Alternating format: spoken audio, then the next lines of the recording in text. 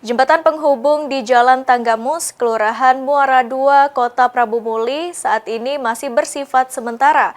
Pemerintah Prabu Muli memastikan pembangunan jembatan permanen akan segera direalisasikan.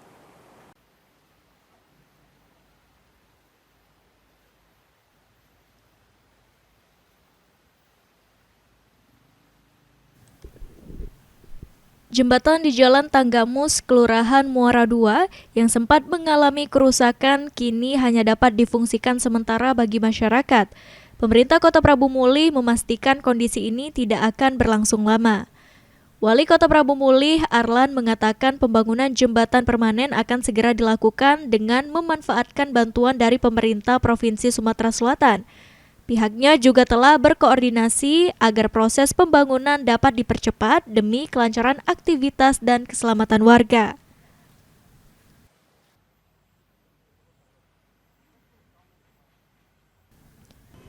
Arlan juga mengimbau masyarakat agar tetap berhati-hati saat melintasi jembatan sementara tersebut, sembari menunggu pembangunan jembatan permanen selesai dilaksanakan.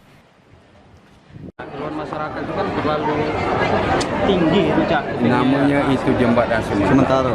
Kan sementara asal kita pecah lewat baik dulu kan kita muluskan kan dengan ini. Berarti tahun ini bakal dianggarkan Ya pastilah. Ya secepatnya itu dianggarkan itu dibantu oleh Pak Gubernur dan Allah pasti akan secepatnya dilaksanakan. Ya. Cak, jembatan Akan Palimu sudah dibangun, Cak.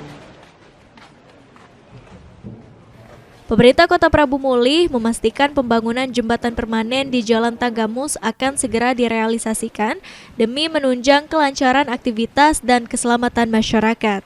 Anggi Perkasa, PAL TV.